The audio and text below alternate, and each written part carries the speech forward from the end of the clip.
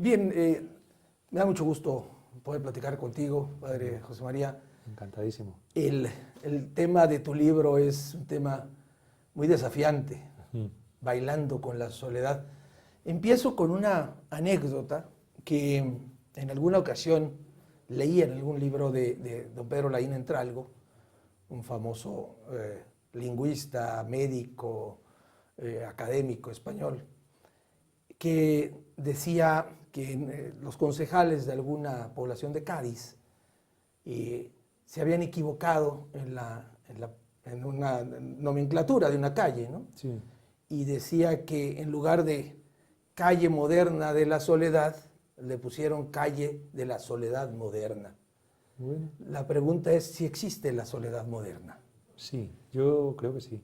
O sea, no es que la soledad sea algo moderno, soledad ha existido siempre probablemente, pero hay elementos de la sociedad contemporánea que añaden rasgos, dimensiones o vivencias nuevas. Por ejemplo, todo el mundo de lo mediático, de la sociedad hipercomunicada, está generando nuevas soledades. Entonces yo creo que hay una soledad universal, hay una soledad que es antropológica casi, o sea que la soledad forma parte de todas las vidas y además tampoco una parte necesariamente negativa, sino que, bueno, pero hay una parte en la cual el mundo contemporáneo, con todas sus dinámicas, sí está empujando a la gente hacia vivencias más dolorosas de la soledad.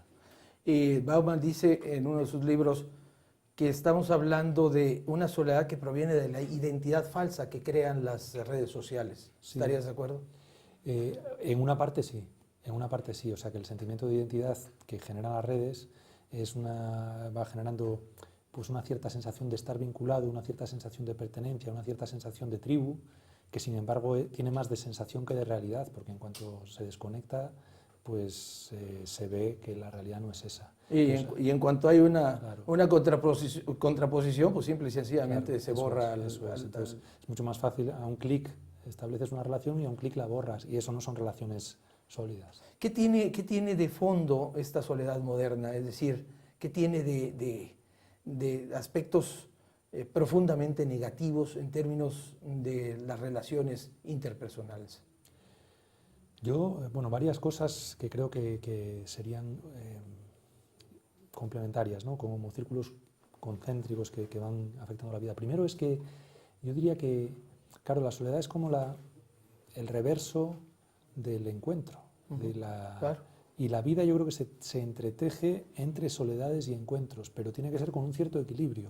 Y creo que hoy en día el problema es que se va desequilibrando en el sentido de que cada vez más hay dificultad para el encuentro verdadero, y lo hay por muchos motivos. Uno, por ejemplo, por todos los temas que tienen que ver con la dificultad cada vez mayor para conversar. O sea, hay gente que ya no es que no sepa, es que ni tiene ámbitos, ni espacios, ni lugares, ni personas. Ni lenguaje. Con las que, ni lenguaje, efectivamente, con el que conversar. Es decir, hay una pobreza muchas veces de expresión y una superficialidad en el tipo de comunicación que, claro, que hace que los encuentros sean mucho más limitados. En que no hay tiempo para esto, en que no hay duración de las historias. O sea, que en este mundo de presentes demasiado rápidos, sí, los encuentros son inmediatos. Por ejemplo, en el mundo de la sexualidad, ¿no? Hay una cultura donde la hipersexualidad de muchas cosas hace que la gente se pueda lanzar a relaciones que sí, son muy inmediatas, serán muy satisfactorias a un nivel, pero ciertamente son relaciones donde no hay encuentro. Mejor arder que durar. Sí, o sea que entonces todo ese tipo de cosas lo que va generando es que hay muy pocos puntos donde poder establecer una relación sólida, y esas relaciones sólidas son las que terminan siendo el mejor ancla contra la soledad. Te voy a recitar, seguramente lo conoces, un dístico de Ramón de Campoamor, un poeta siglo XIX español, que dice: sin el amor que encanta, la soledad del ermitaño espanta, pero es más espantosa todavía la soledad de dos en compañía.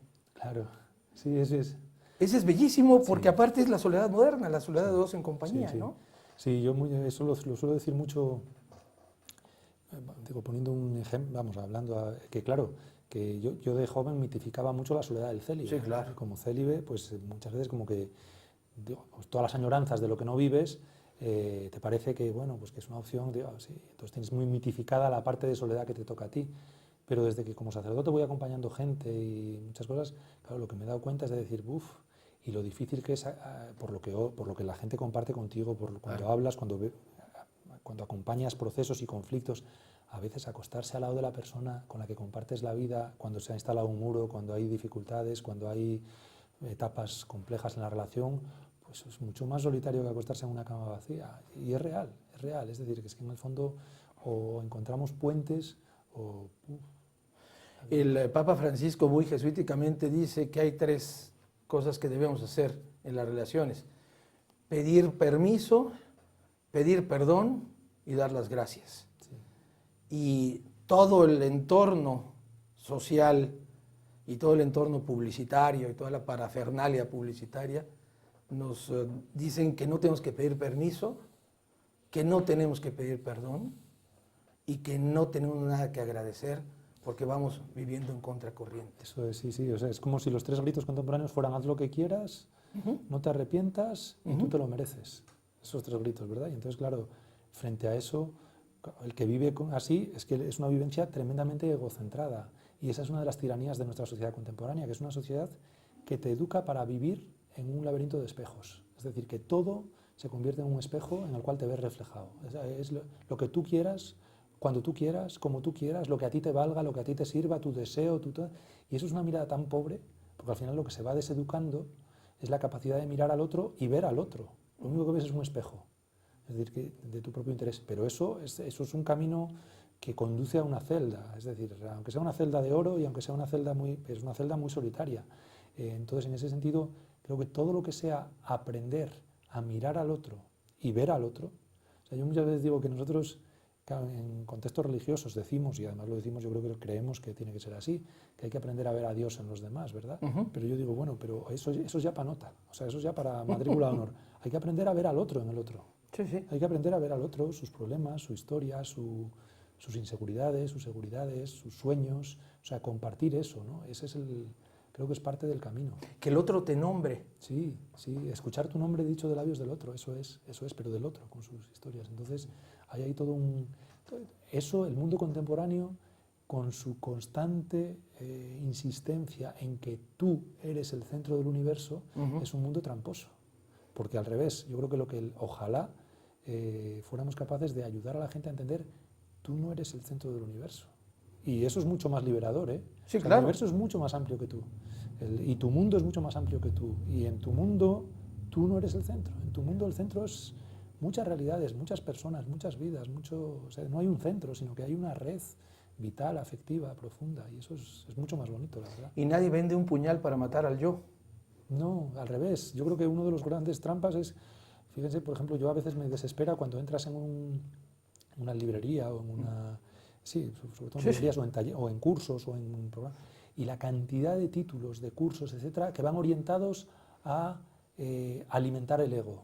Hombre, que entiendo, digo que no se puede generalizar todo, y entiendo que habrá libros y habrá psicologías que ayudan a reforzar a las personas y que ayudan a construir pero bien pocas, identidades sólidas. Pero bien pocas. Sí, yo ahí, bueno, prefiero no ser hipercrítico, ¿verdad? Bueno. Pero es verdad que poco. Pero hay mucho discurso que es para inflar un ego que es insuficiente, y que cuanto más lo inflas, peor. Porque al revés, yo creo que lo ideal sería pincharlo muchas veces. San Juan de la Cruz dice que el ego inflado, o el yo inflado, es el principio de la molicie, ¿no? Sí, es verdad, porque además es que es insaciable. Insaciable. Es insaciable, es decir, porque claro, cuanto más yo, más inseguridades, más necesidad de estar constantemente reforzando, más demanda de que esa imagen brille más. Es terrible, es terrible. Y es una esclavitud. Sí, es una esclavitud. Esa es la moderna esclavitud. Yo diría que es la moderna esclavitud. Sí. Evidentemente están las modernas esclavitudes de la trata de personas, etcétera, Mira, etcétera. Yo suelo distinguir entre... Digo que cuando hablo, de hecho, con los jóvenes, así mucho en algunos contextos, digo, miren, hay tres maneras de perder la libertad. Una es la pobreza, porque si no eres pobre, o sea, si no tienes para comer, hay muchas encrucijadas en las cuales no puedes elegir, tienes que lanzarte por ciertos caminos.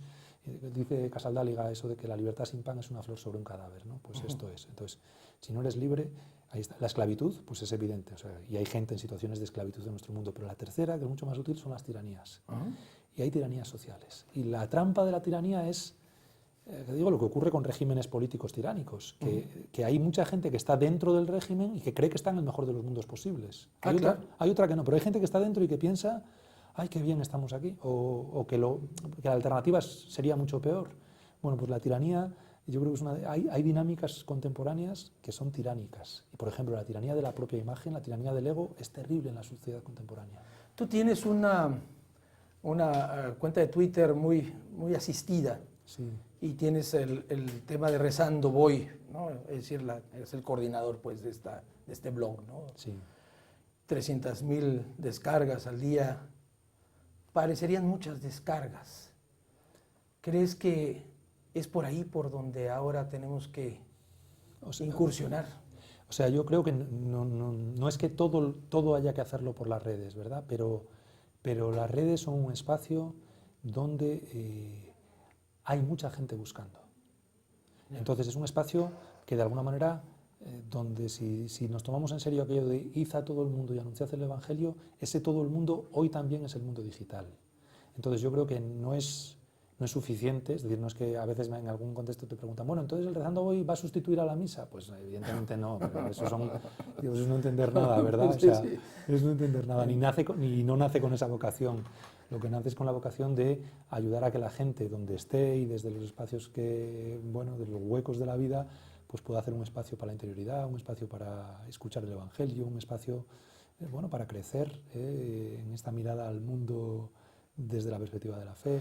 Y en ese sentido, claro que ayuda. Y las redes, o sea, yo por ejemplo mi cuenta de Twitter, que es JM Olaizola, pues sí es verdad que para mí se ha convertido en 6 años más o menos, que es el tiempo que he estado más activo, porque la tengo desde hace un poco más, pero cuando empecé así a darme cuenta del poder que tenía como vehículo para tender puentes, lo que yo me doy cuenta es saber bien cómo quieres comunicar en las redes sociales, abre un montón de posibilidades, abre un abanico de posibilidades enorme. Y por ejemplo, yo en mi cuenta, una de las cosas que tengo muy claras es las redes sociales, especialmente Twitter, es una red donde abunda la polémica de todo tipo. Hay gente hipercrítica, hiperexigente, que insulta, que ataca, además en todos los ámbitos, en la política, en la cultura, en el deporte, en la iglesia. Me consta. Terrible, claro, me tenéis que vivir.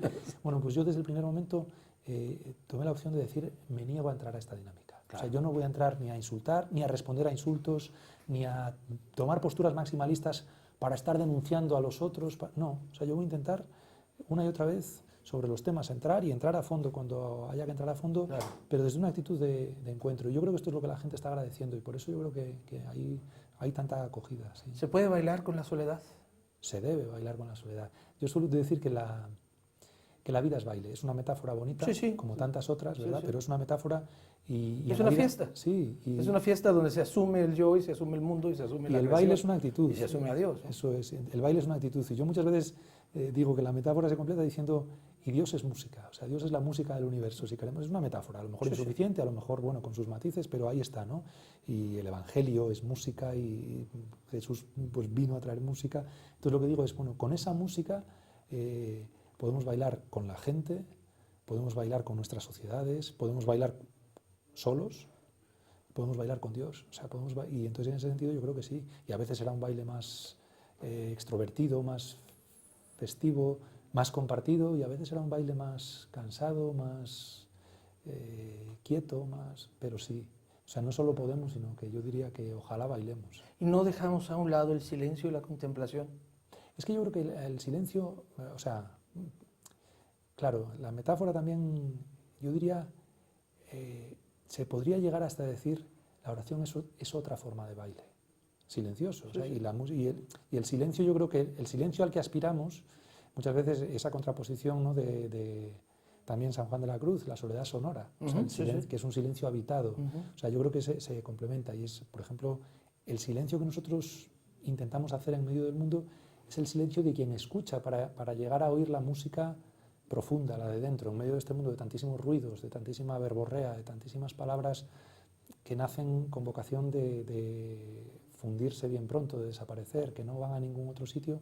De golpe, como que hay que ser capaces de escuchar yo creo que lo que es el hilo de fondo de la propia vida, de la propia historia y de la historia humana compartida que llamamos de la salvación. Entonces, en ese sentido yo diría, el silencio es un espacio de escucha. ¿A quién todo autor tiene un receptor objeto, un objetivo, ¿no? Sí. No objeto en el sentido Sí. de uso, sino objetivo. Tu libro, no lo he leído, no he tenido oportunidad de hacerlo, pero te pregunto, ¿va dirigido a los jóvenes? Sí, o sea, va dirigido, la verdad es que mi experiencia, mira, yo cuando escribo, te comento esto de lo amplio y luego aterrizo más. Cuando yo empecé a escribir, mi primer libro era un libro, pues como son estas cosas, era la tesina de teología convertida en un libro y tal, y bueno. Entonces un libro, bueno, pues evidentemente intentas adelgazar la parte teórica para que sea legible y eso, pero yo no, o sea, no quedé contento en el sentido, y, o sea, creo que es un libro que está bien, digo, pues, le volqué muchísimo esfuerzo y mucha ¿Sobre qué es? pasión. Un mapa de Dios, sobre las estructuras de salvación. Pero es Ya. un libro, por lo que digo que no quedé contento, no por el contenido, que a mí me parece que es valioso, pero yo tenía la sensación, ya, pero este es un libro que a mucha gente se le va a caer de las manos, o sea, porque es más denso, porque es más teológico, porque es más no sé qué. Y a partir de ese momento lo que pensé es, yo tengo que escribir de una manera que cualquiera... Que me entienda mi abuelita. Eso es, que me entienda mi abuelita, que se pueda zambullir en ello y sin que por ello diga que no intente ser profundo, que no intente ser tal, ¿no? Entonces, bueno, la experiencia lo que me ha dado es que eso sí soy capaz de hacerlo. Bueno, pues por lo que sea, porque digo, cada uno tiene sus capacidades, pues yo creo que esta la tengo, ¿no? Y entonces, la experiencia lo que me ha ido dando libro tras libro es que llego... por la manera de tocar las temáticas, por el tipo de temáticas que voy tocando, que son muy de ese análisis creyente de la vida contemporánea, que valen para gente de todas las edades. Pero es verdad que hay algunos, especialmente, que me sorprende para bien, o que yo cuando los escribí ya estaba pensando en gente joven. Por ejemplo, La alegría también de noche, pues era un libro que dices... yo tenía en mente pues, a mis sobrinos adolescentes, ¿no? Claro. Pero este de la soledad en concreto, lo bonito que está siendo es, yo sí que tenía en mente el decir, una de las cosas que quiero compartir es, la soledad es una experiencia universal. La soledad no solo es una experiencia de gente mayor. Sí, claro. La soledad no solo está vinculada a envejecer. Y además desmontar ese tópico, porque en algún caso, cuando me han me invitado a dar la misma charla que voy a tener, que estoy teniendo por México y qué tal, sobre bailar con la soledad, algunas veces el eco que me dicen, oye, pues le he dicho a mi sobrino, a un estudiante que vaya, me dice, es que yo no soy tan mayor. Y entonces es como Déjame que llegue a los 50. Que de golpe, claro, pero de golpe que vayan y de golpe escuchen o lean el libro y dicen, pero si esto también me pasa a mí, esto también es mi vida, esto es... Entonces de golpe te vas dando cuenta de que soledad son muchas cosas, que uno se siente solo a los 14 de una manera y a los 20 de otra y a los 30 de otra y supongo que a los 80 de otra, pero es así. Y Benedicto XVI, en una frase suya, de estas contundentes, decía, quien tiene a Dios nunca está solo. Claro, y es verdad, o sea, yo de hecho, otro de los libros que escribí es Ignacio de Loyola, Nunca solo. Es decir, yo creo que es como siempre jugar con los contrastes, ¿no? Claro. Y es que por una parte hay momentos de la vida en los que podemos decir, bueno, me siento solo. Por otra parte, sí creo, es verdad, que se puede afirmar lo contrario, es nunca estamos solos, incluso aunque a veces nos podamos sentir así. Es decir, porque de alguna manera como que esa conciencia de una presencia, incluso aunque a veces no lo sientas. De hecho, en el libro en algún momento hablo de eso, de las experiencias de soledad más radical y del descubrimiento de que a veces, incluso en esas experiencias de soledad más radical, cuando caes en la cuenta de decir, pues ni aquí estamos solos. O sea, y cuando de golpe te das cuenta de eso, qué liberador es.